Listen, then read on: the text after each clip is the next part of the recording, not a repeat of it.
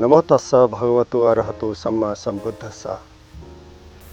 Hello everyone, namaste. Welcome to our show in Bodhi television. There are many Buddhist traditions in the world practiced for well-being of humanity and all the sentient beings. Following the Buddha's teachings, there are many Buddhist organizations also working for the humanity. Today, we are going to talk about what some of the Buddhist organizations, some Buddhist traditions follow the Buddha's teaching for the benefit, for the well-being and advancement of the society. It's our great pleasure to have Venerable Miao Guruma from Taiwan. Venerable Guruma is associated with many Buddhist organizations. Mainly, I want to quote here for your information. Venerable Guruma is monastic advisor in BLIA South Asia chapter, and for Guangshan, Calcutta Buddhist Temple, Venerable Guruma is chief nun there in the center. Let's welcome Venerable Guruma in our today's show. Guruma Vandana. Namo Buddhaya. Very welcome to our Bodhi television.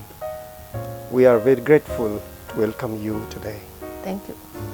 Could you tell us your visit to Nepal this time, how it happened? What is the relation that you frequently come to Nepal? What is going on with this? I came this time to Nepal especially for film shooting of my master, documentary of Venerable Master Xingyun, the Bara Guruji. Okay. And he has passed away 2 years ago, but he had influenced the Buddhist atmosphere in Taiwan. He has changed and transformed the way of practice in Buddhist community around the world, especially Chinese community. And he had a great contributions to not only Buddhism, not only we call it the development of Buddhism, but it also, he had a great contributions to the Buddhist populations, even education, culture, charity, and Dhamma propagations methods in Taiwan and around the world. So we would like to, to keep that in a documentary and to share with the people of the world and see how much he have done for us, and then what else that we can do to continue his efforts. Mm-hmm. He has been very much helping the sentient beings in different kind of ways.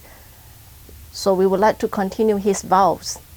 And especially, he had made a vows to revive Buddhism in India or Nepal as well, because this India and Nepal are the land of Buddha.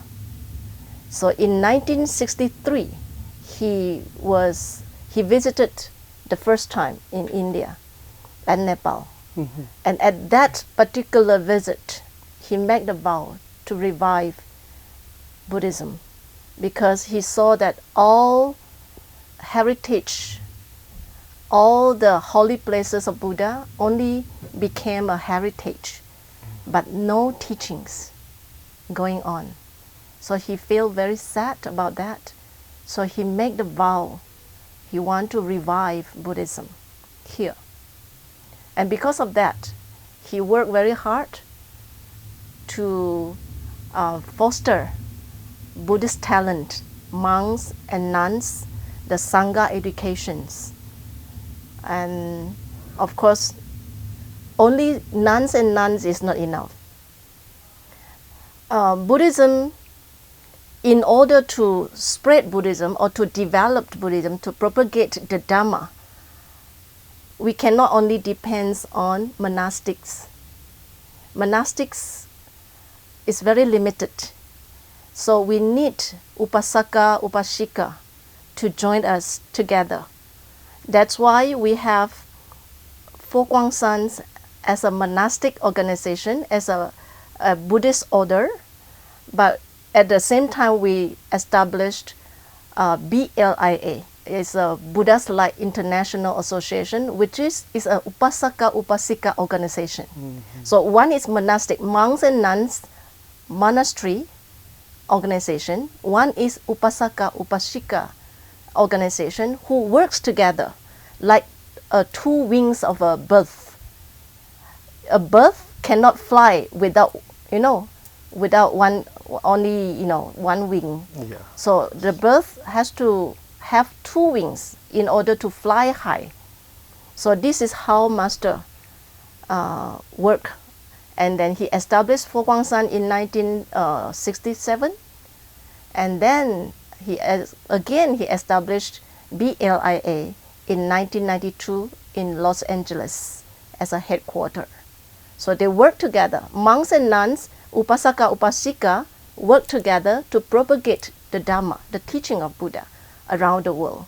And at the same time, they benefit the society with all kinds of work, whether charity, educations, culture, at the same time.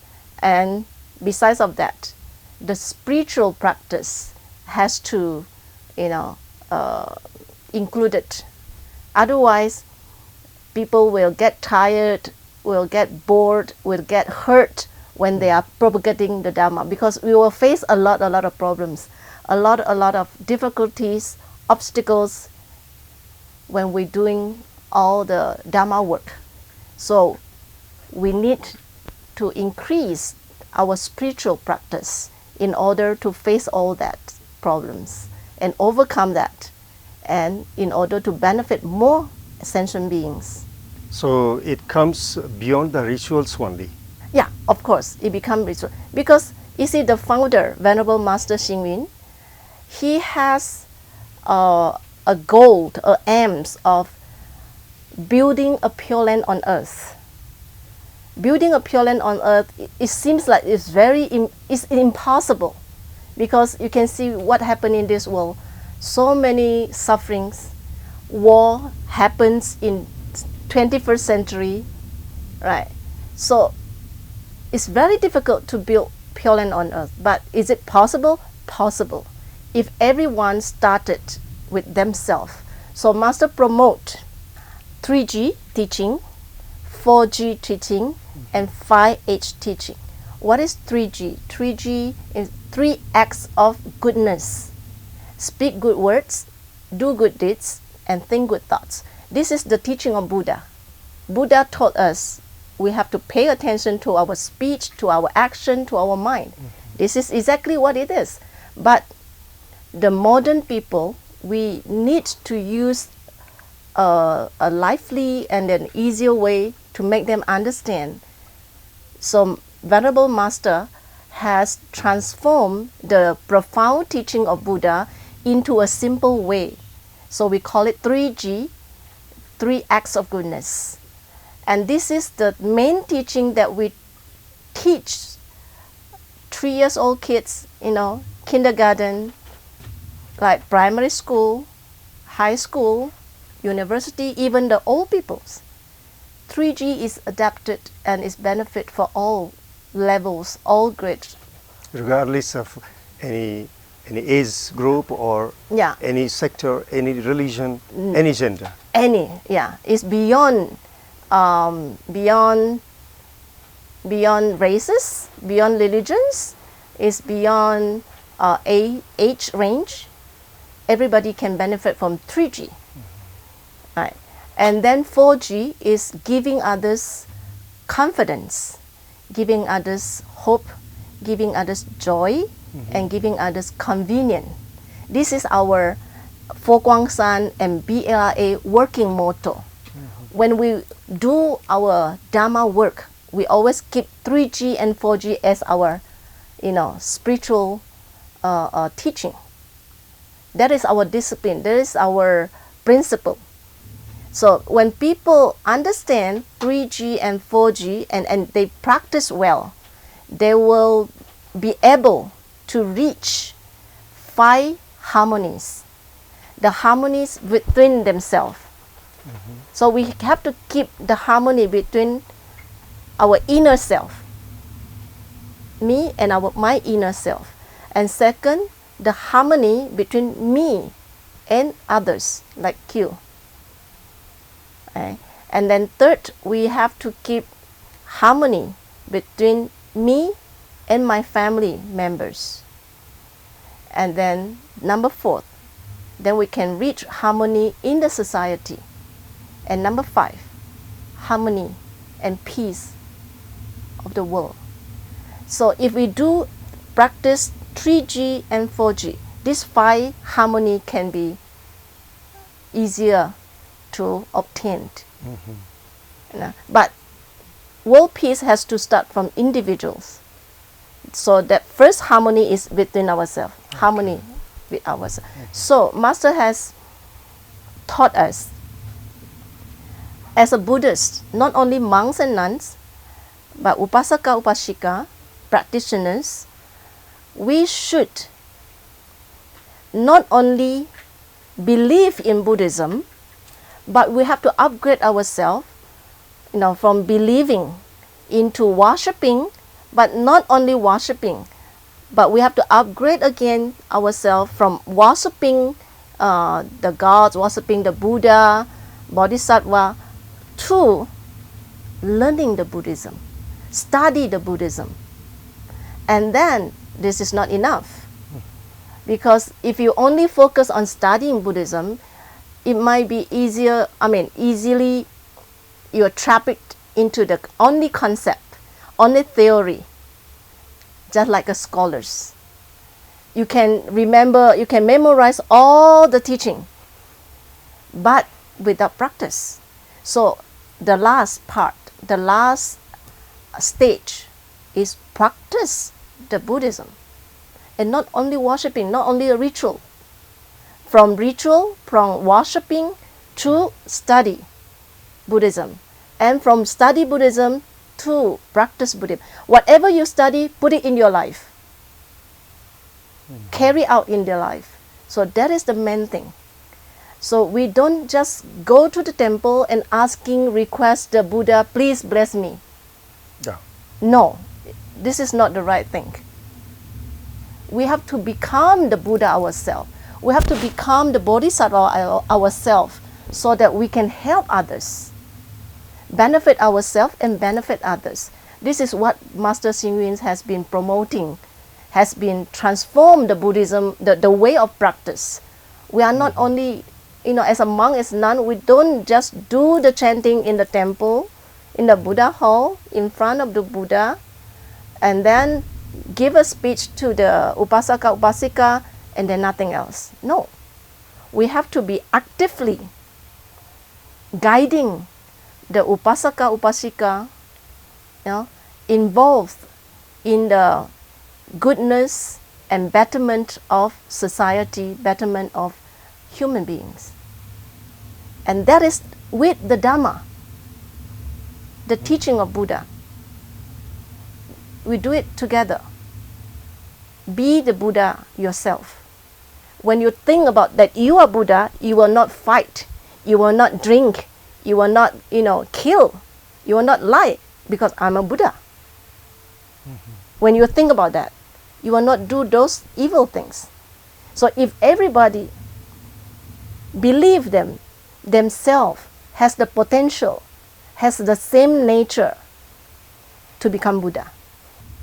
So Guruba, meanwhile, could you describe us what these organizations working to implement these teachings in daily life?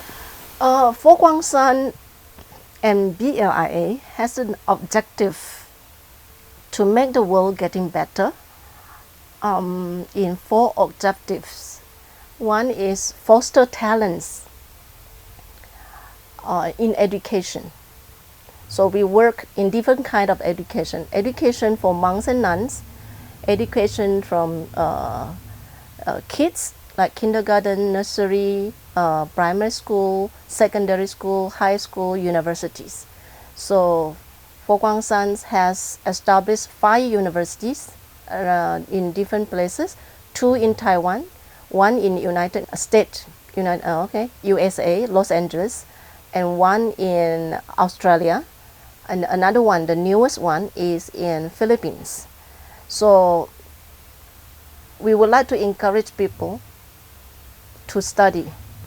If you want to change a country, become a stronger country, we have to start and work hard from education. If all the people of the country has the same chance to receive the right education, proper education, then the country will become stronger. People has the right knowledge to lead their life, right? So the first objective is foster talents through education, and second objective is to propagate the teaching of Buddha through culture. When we talk about traditions, a lot of things, it might be very difficult because we have barriers. I'm Tibetan, I'm Theravada, I'm Mahayana, and this and that. So it split all. This is not the right things. We should come together. The main thing is the message of Buddha. The teaching of Buddha is the same. So we would like to propagate the teaching of Buddha through culture. Maybe it's very difficult for people to just directly enter to Buddhism, but culture will be a bridge for people to open up themselves and accept each other. Culture will be easier to connect people together, and then through that, then we can share with them the teaching of Buddha. And number three objective, the third objective is to benefit the society through charity activities. So we benefit the society by organizing a lot of charity activities. Number fourth objective is to purify the minds through spiritual practice. So we have these 4: education, culture, charity, and spiritual practice together. Just like a table, we have 4 legs. Chair, we need 4 legs to stand up, to hold it, to stand properly. And by that, we engage to the people. Education, we have schools, right? Based on the teaching of 3G, 4G, and then culture, we translate Buddhist book and Master's book into many languages in the world, and then we also organize different kind of cultures into what called the exchange between different tradition, between different schools, so that they have a chance to understand each other. There's one very special program that we have in Taiwan headquarters. So on every 25th December, we invite different religions representatives to bring their gods to visit the Buddha Museum. Last year, I invited the Hindus from India to visit and participate that event in Taiwan. So last year, we have broke the records world records, Guinness record. It was around 900 organizations has participated, 7 religions representatives has participated that, and then we had more than 3,000 statues was brought by them or different organizations to Buddha Museum. Everybody bring, their gods from their own belief. Like Philippines, they bring baby Jesus, Maria statue to participate this event, and few organizations from America, the Native America, they bring their own statues, and they dress up like the American natives. They participate that, and then we also have in Hindu from India, Calcutta, and we have like we call that Muslim from, I think, from Malaysia, or from Malaysia and from Indonesia and from Taiwan itself. The Muslims friends, they participate. So we have 7 religions friends to participate that special event.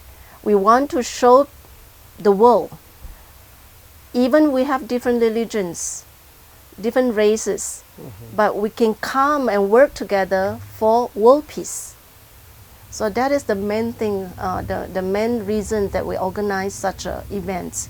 While talking about these vast, very profound teachings, what are the main challenges you found while implementing all these teachings in people's life?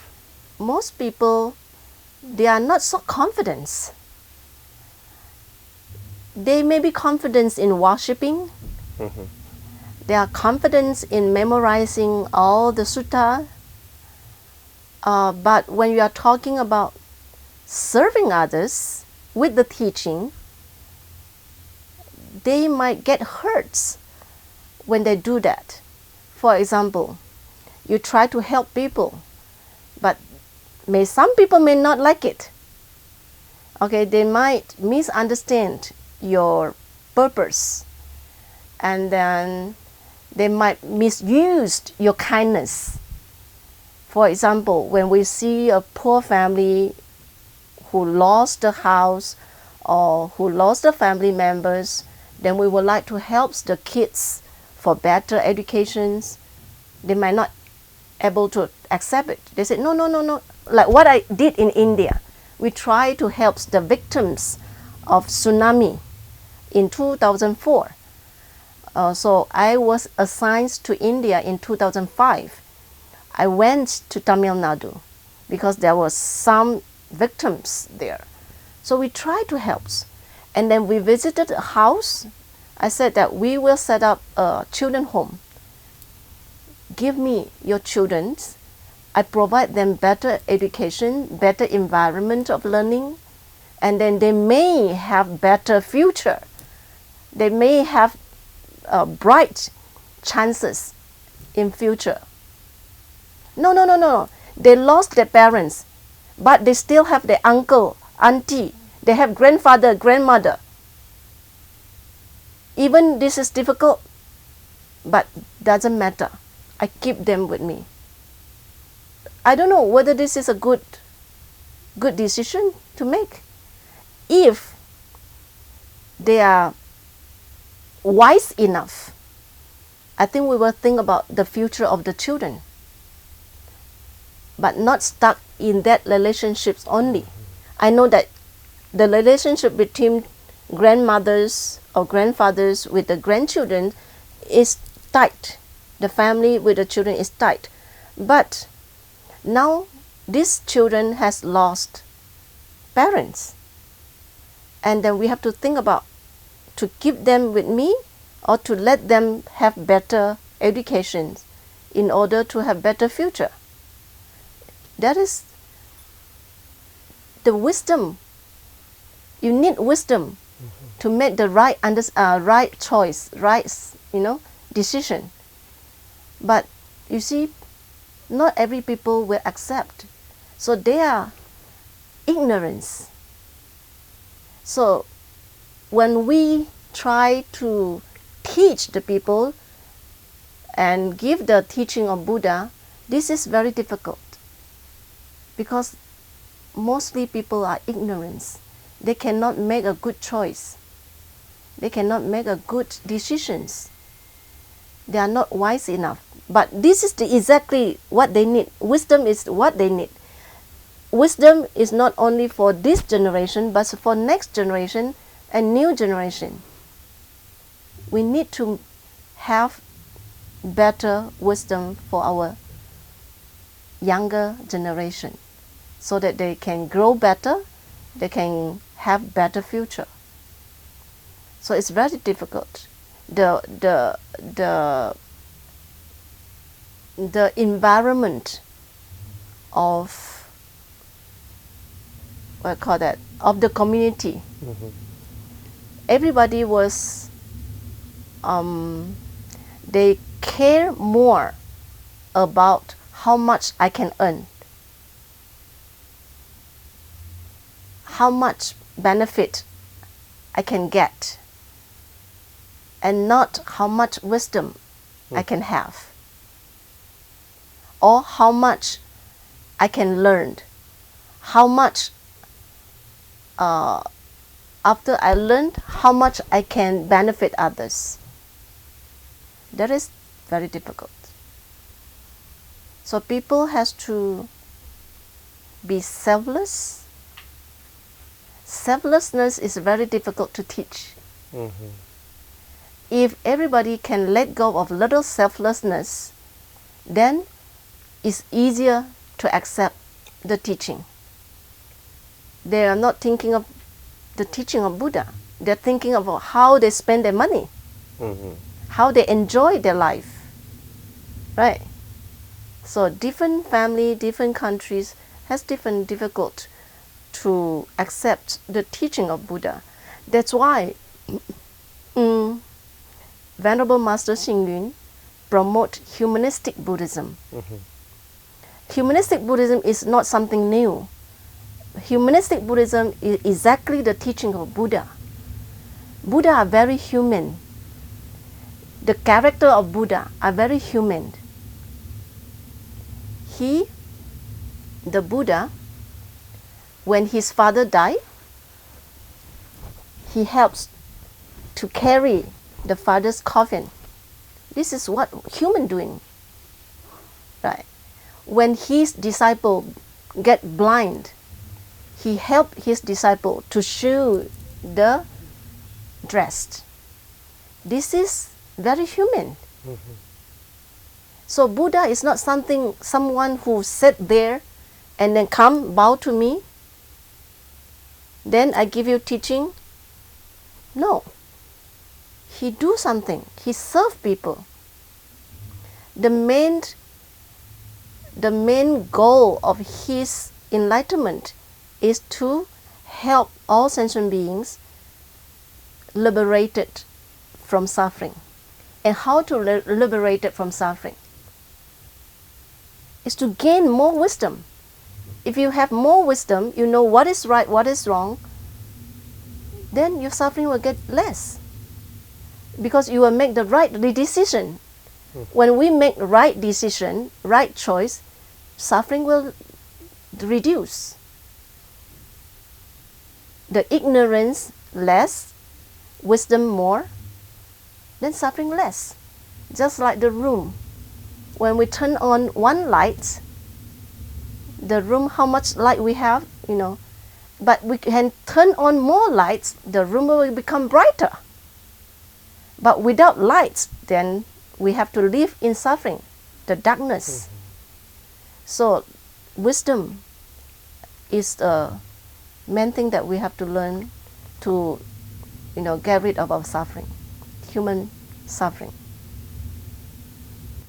Venerable Guruma, while talking about the obstacles or challenges, Yeah. what programs you are doing to overcome all these challenges, like with the BLIA chapters in South Asia or in other countries? What projects you are working on? The main thing is education. Secondly is charity, because education at the same time we are doing as charity as well.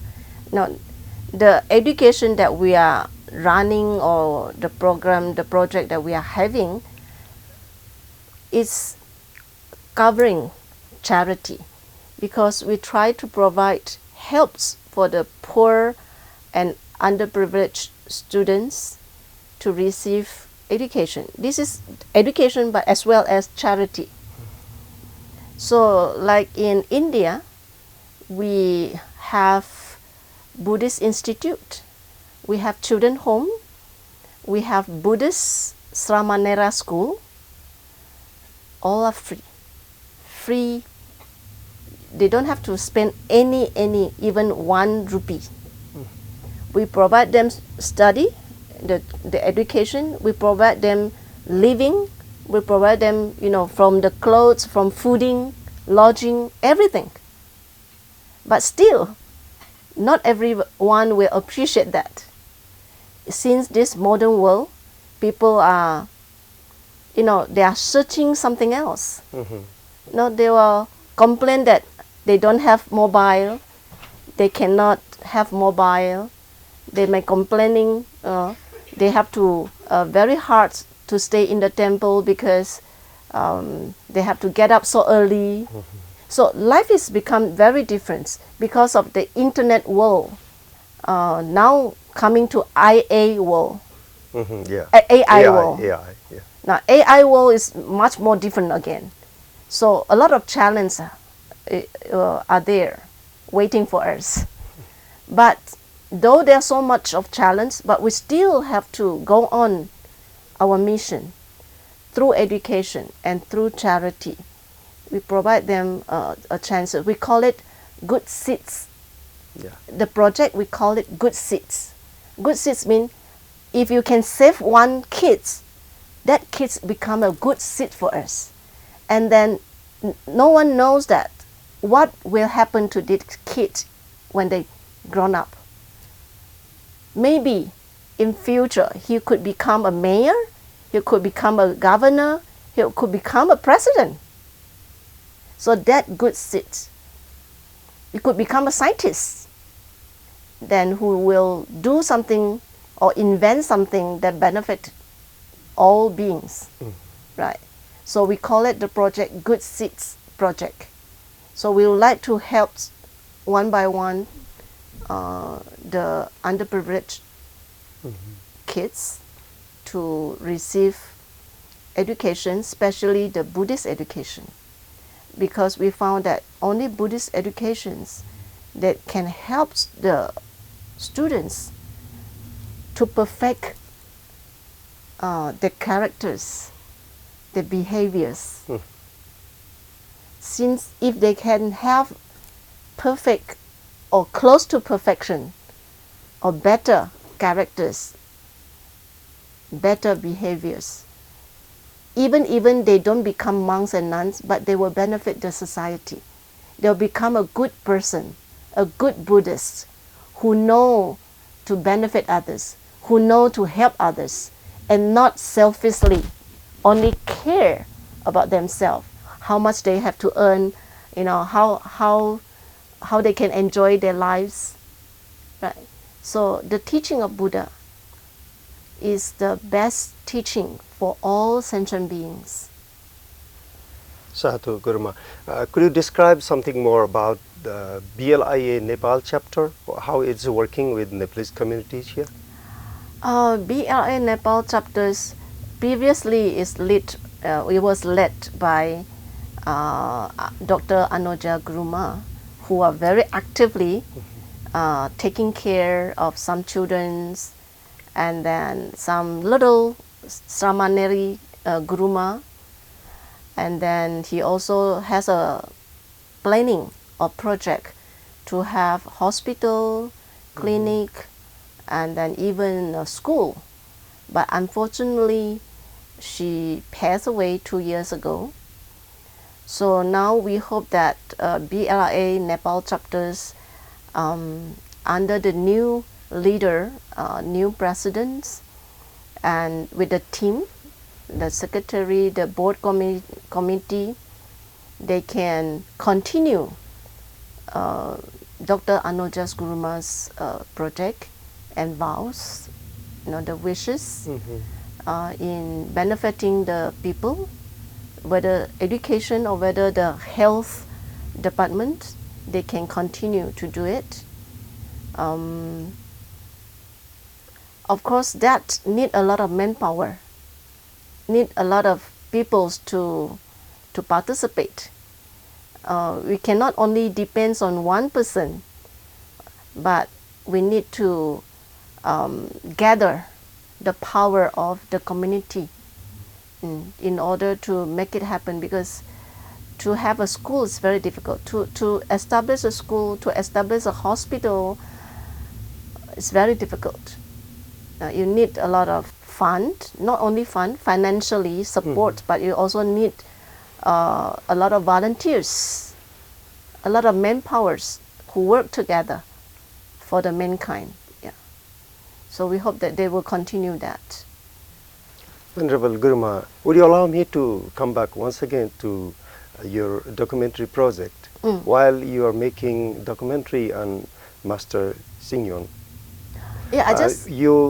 you came to Nepal to shoot some activities of our Venerable Dhammavati Guruma. Yes. What is the connection with this? Venerable Master Xingyun, he has been trying hard to promote the harmony between, I just mentioned, between different traditions in Buddhism, like Theravada traditions and Tibetan traditions, Mahayana traditions. He has been giving chances, set up, like organize different functions, like we call it International Monastic Conference in Taiwan. He had organized many times just to invite different traditions of the monks, nuns from different traditions come together, discuss certain things that open up themselves and then exchange their ideas. When the master established BLIA World Headquarters in Los Angeles, 1992, he invited the monks and nuns from different traditions to join the event in America. And then because of that, Guruma, Dhammavati Guruma from Nepal, I think they have chosen 3 or 4 Gurumas from Nepal and asking them whether they are willing or they are, want to join the functions in Los Angeles, as well as the functions of bikuni higher ordination ceremony. So at the same time, we established BLIA World Headquarters, but as well, we also organize higher ordinations for bikuni the nuns who from Theravada traditions and from Tibetan traditions. Because bikuni precepts in Taiwan, in Chinese community, is going on, never stop. It's going on, never. But the bikuni precepts in Theravada tradition and Tibetan tradition has been stopped for many years, thousands of years. So because of that, in Chinese Buddhism, we have bikunis. And we can continue the inherent, the system of bikuni in our traditions. But unfortunately, in Theravada tradition and Tibetan tradition, they lost it. So Master is trying to help the nuns that they can continue the system of bikuni. So he invites the nuns from Nepal, the nuns from Sri Lanka, the nuns from Thailand or different countries to join that higher ordinations. And luckily, Dhammawati Guruma became the first Guruma in Nepal who received that higher ordination and became a bikuni. Yeah. Because of that, since this is a very precious history, history for Nepal Buddhism, and also history for Venerable Master Xing Yun, because he had been treat the bikuni very well. You know, in Taiwan, in Fo Guangshan organization, our Sangha order, we have a lot of bikunis, and then who take the responsibilities of propagating the Dhamma, taking care of the branch temples. They have performed it very well, and they also can handling and benefiting the people in the society, and then help the needy, help the elders, help the youngers. So we wish that not only happen in Taiwan, but we wish that this can be also happen in Nepal, in India, especially because this is the land of Buddha. We are continues the teaching of Buddha. So we feel we have a special connection with the monastic or the nuns in Nepal and in India. We feel special connection because we are monastic. We get the benefit from Buddha. So now we want to repay the gratitude to him. So that is 1992. But later on in 1997, we have again the International Monastic Conference in Taiwan. And then some monks has written a letter to Master Xing Yun requesting Master to organize another bikuni higher ordination ceremony in Bodhi Gaya. Mm-hmm. So 1998, Master organized that higher ordination in Bodhi Gaya especially for nuns from Theravada tradition and Tibetan tradition. And some nuns from Nepal, more nuns from Nepal, has joined that ceremony after Dhammawati Guruma. Dhammawati Guruma received that in 1992, and then some more younger nuns, younger Gurumas, received the same bikuni precepts in Bodhi Gaya in 1998, just like Rupasila Guruma, Tsaru Nyani Guruma, Indawati Guruma, Dr. Anuja Guruma, and then many others. And then I can now notice that among, I think, more than 200 Gurumas in Nepal, or 200-300 Guruma in Nepal, we have 30 Gurumas who already received the higher ordination ceremony and became kunis. And out of that 30, 25 received the bikuni's precepts because of Venerable Master Xing Yun. Because of that, we come here for this special shooting, because this is a history. This is the we would like to share with people that how Master Xing Yun has influenced the bikuni, how Master Xing Yun has encouraged the Gurumas to work better and confidently to serve the people like a monk, equally like a monk. That's why we come here to take this documentary film. Yeah. And this could be the history of Nepal Buddhism, and is as well as the bikuni and the gruma history, and is also the part of the history of Venerable Master Xingyin efforts. In some traditions, bhikkhuni sasana was broken. Do you think it could be revived or reconnected once again with all the like convention with all the sangha? What do you think? I think possible, because you see that Fo Guangshan has organized few times of higher ordination ceremony in Los Angeles 1992, and then in Bodhi 1998, and in Taiwan Fo Guangshan in the year of 2000s.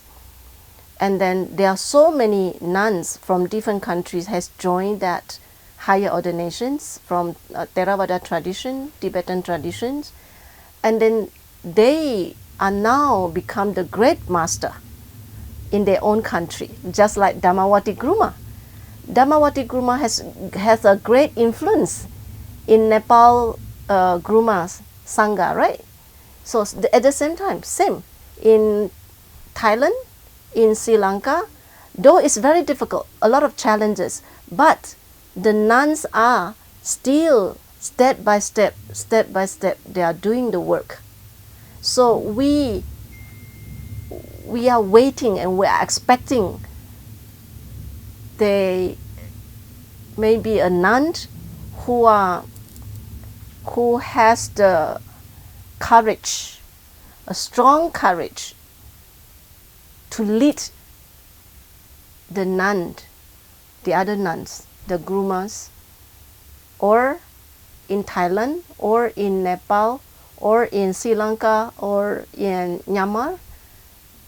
We wish that there was one nun who was strong enough and wise enough and brave enough to lead everyone to break that, to break that restriction, that difficulties. I feel it possible, but it needs times. The nuns has proved that they can do the work of propagating the teaching of Buddha as good as monk. And then the nuns also has the ability to not only propagate the Dhamma, but they can do more. They can care for the society.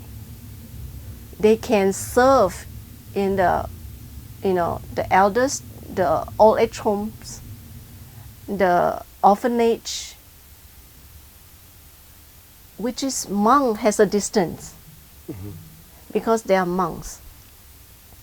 There might a distance between the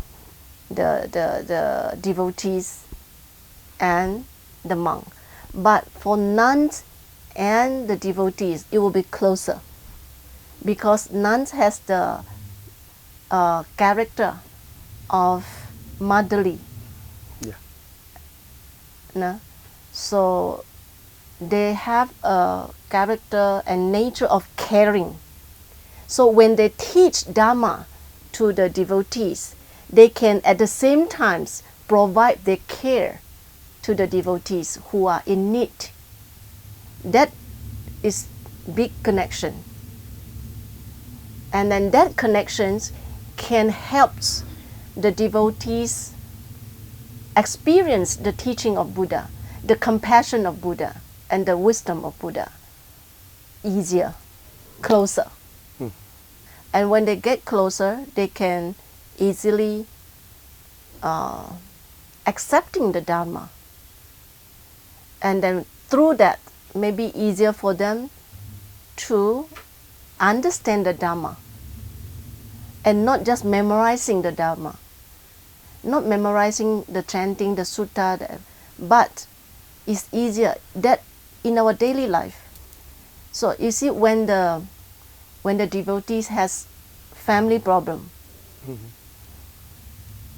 I think it's very hard for them to come to a monk, to tell the monk, Bande, now I have a fight with my husband.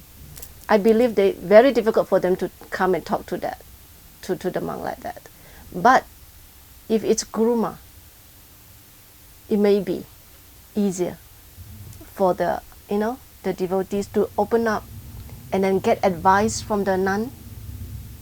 And then that is the time for nun to tell the teaching of Buddha, to advise her with the Dhamma.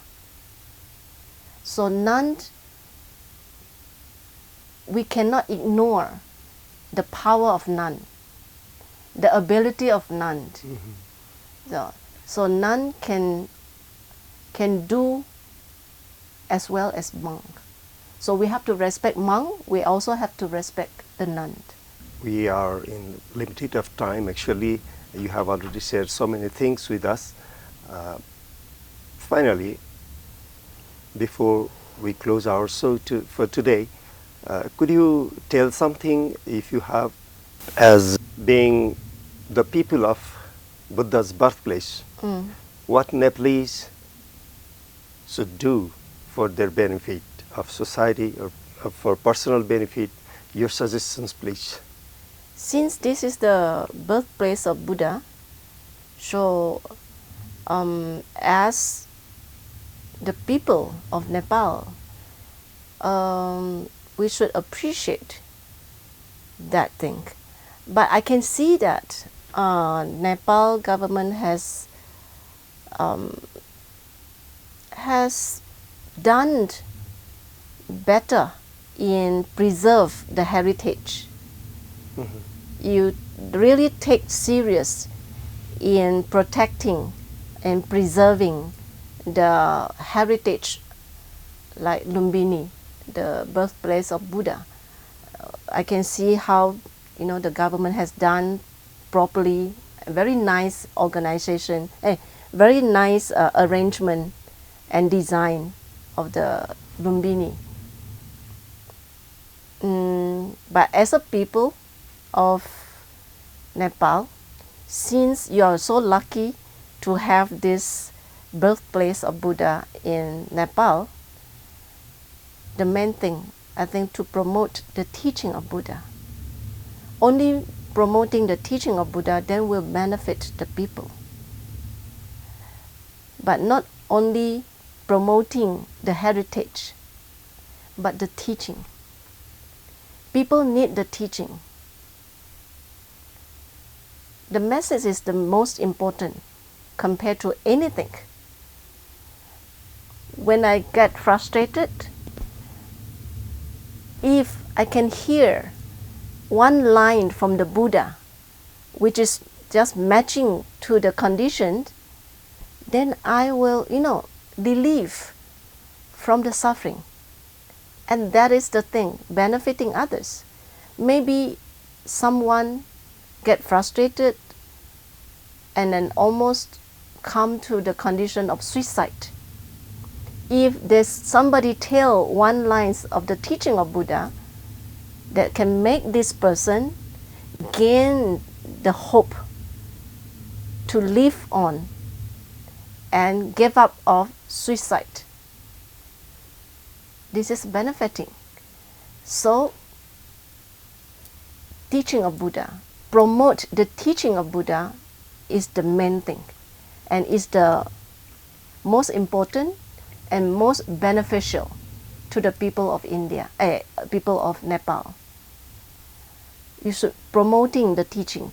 Just few lines, you pick up the wisdom words from the Buddha, and then it should be more and more monks and nuns to teach in Bodhi television.